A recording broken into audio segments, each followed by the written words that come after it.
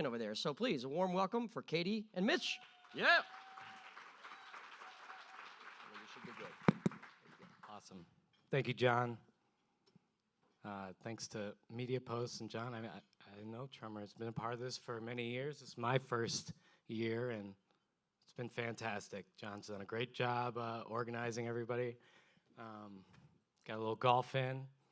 Katie here organized the unsanctioned brewery tour yesterday. I hope that's okay.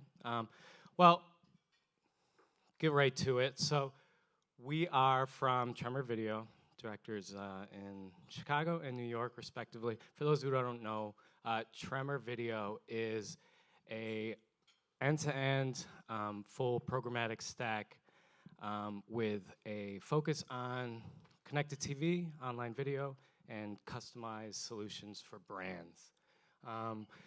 This presentation is a portion, a snippet from a larger presentation that our analytics team takes to clients and brands alike to simply educate about the latest and greatest in streaming consumer trends, video and OLV in general, and provide some implications and some potential solutions that could be interesting to brands.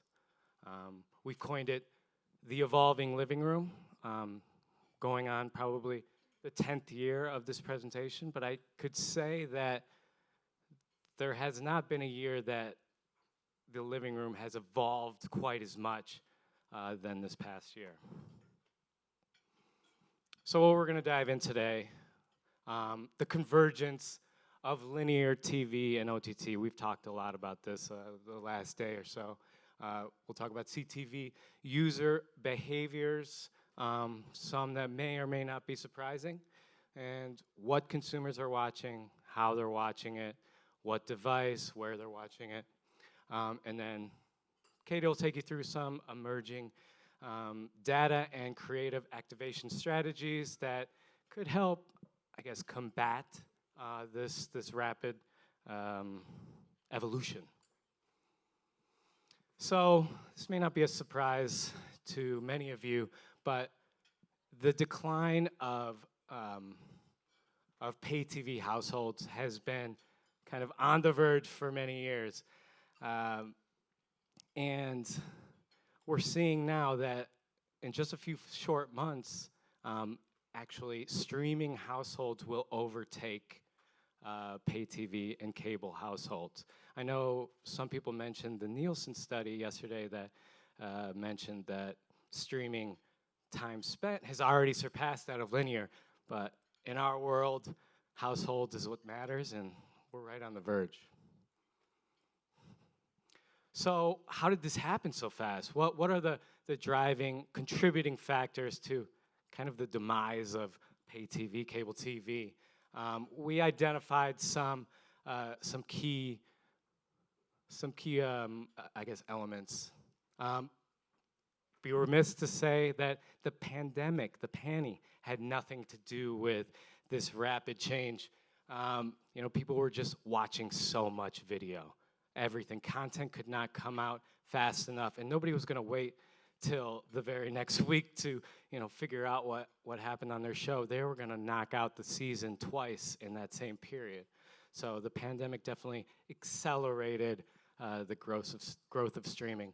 And the technology followed behind. Increased growth in broadband availability and Wi-Fi speed. We're used to 4G. 5G came out during this time, 100 times faster, to put things in perspective. And then the CTV platforms and technologies improved their accessibility and affordability. You can look at smart TVs, develop their interface, kind of mimicked what was working. Netflix, give me a top 10 list, and mimicked it, and now it's everywhere, and everybody has that very comfortable interface that they can just access at any time. And in terms of affordability, it's never been easier to connect your TV to the internet. You can get a $20 Amazon Fire Stick and stick it into your TV, and then as far as smart TVs, the costs have just gone down and down to, to make it just more accessible for anyone. You can get a 40-inch, Vizio smart TV for $100 or so. And then, the streaming services, they're smart. They know they know how to hook you, they know how to keep you in. They free trials, discounts, bundles. You sign up for Verizon Internet, you get Hulu, Disney Plus, and a pony. They'll hook you in for a couple months for free, and then who knows what you're paying now. We all got. So with that said, the ecosystem, it's 50-50. We have linear is still there, streaming is there too, and both provide incremental reach, both complement each other. Now the question is, how do we work together? It's not that easy. It's not like you can just take the money that you were going to invest in linear and just dump it into streaming. Streaming is very nuanced, very complex. You can break streaming out into two buckets.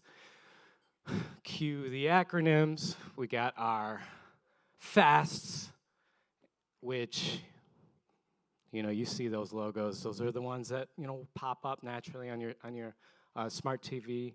And then SVOD, subscription. Those are the OGs. Those are what we know, the Netflix, the Disneys of the world. So let's dive into these acronyms a bit. I know we've seen these a lot. Let's just talk about the definitions really quick. SVOD, subscription video on demand, requires a subscription fee. Those are our guys. Netflix, still the largest. They're until somebody can come for the throne, Netflix will be there. And then AVOD, advertising-based video on demand, paid or via subscription, kind of that hybrid model. And then FAST, free ad-supported TV, free live streaming. So the former two are where, folks like Tremor, other DSPs sit. SVOD, we're still working on it. We're figuring it out. We're all anxious to see Netflix, how that go-to-market plan's gonna look. So SVOD, this is where we sit still. We're still in the honeymoon phase of streaming, I'd say. 65% of the US population, we're signed up for these guys. Everyone has all of these. I think I got them all except for Peacock. But that's no surprise.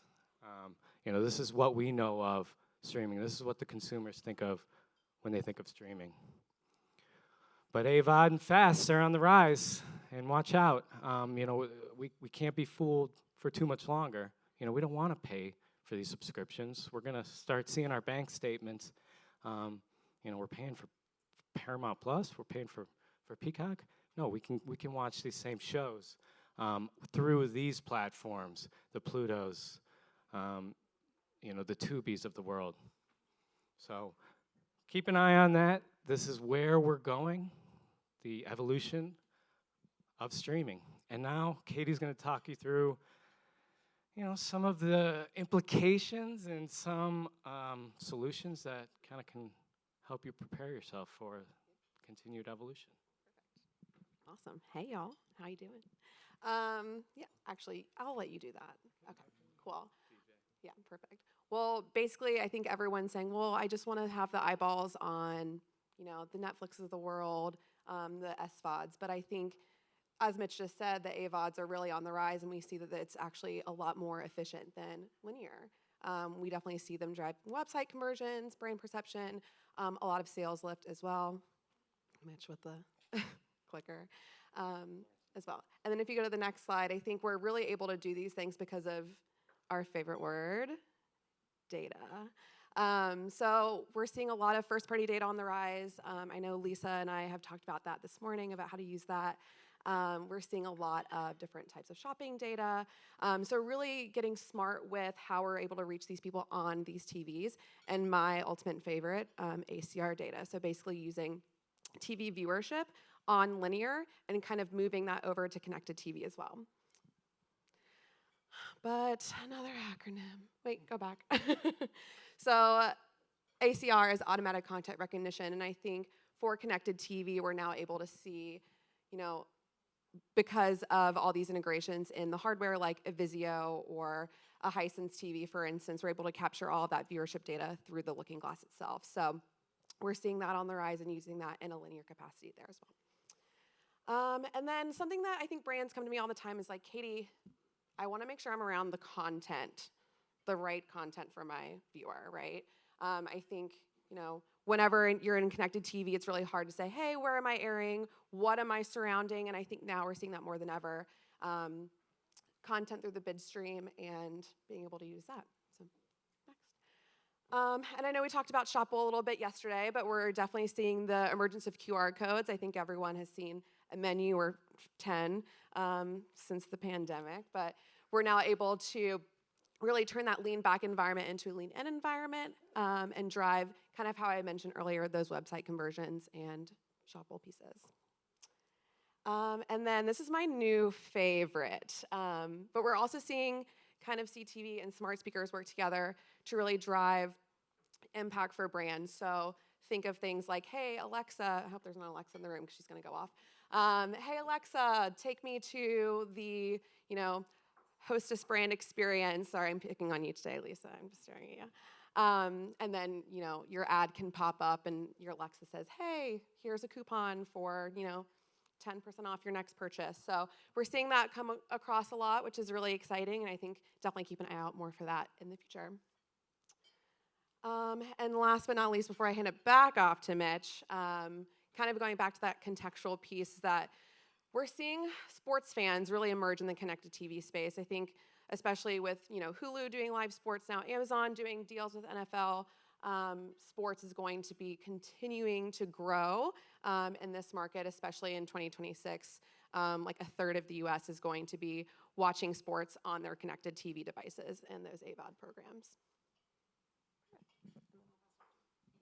Yeah, and we're still keeping this purely educational. So if you're interested in a deeper dive into some of that research, there's probably 4 more sections that we could take you through. Let us know. But quick update on who we are, Tremor. We are a lot of different companies all coming together. We're Frankenstein of these companies lately. Strategic, in the last year and a half, strategic acquisition of Vita and Hisense, the operating system for Hisense Toshiba. Use that for some of that ACR data. Amobi is the most recent acquisition. Bolster our performance and measurement, offering through our DSP. Unruly, our supply side platform, and Truly is our in-house creative studio that we can create some of those shoppable ads and kind of blend it with our data.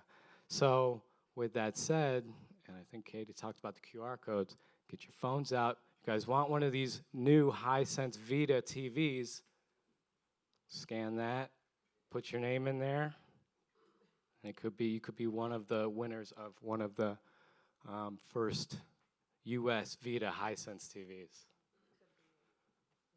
So that's it, guys. Good luck winning the TV. Thanks, guys. Mitch and Kate, thank you so much.